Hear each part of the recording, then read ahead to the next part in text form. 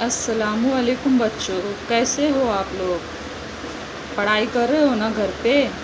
हाँ, तो आज हम पढ़ेंगे उर्दू में पेज नंबर 10 निकालना, जिसमें है दुकान की सैर। दुकान आपको पता ही है, ये कौन सी दुकान है?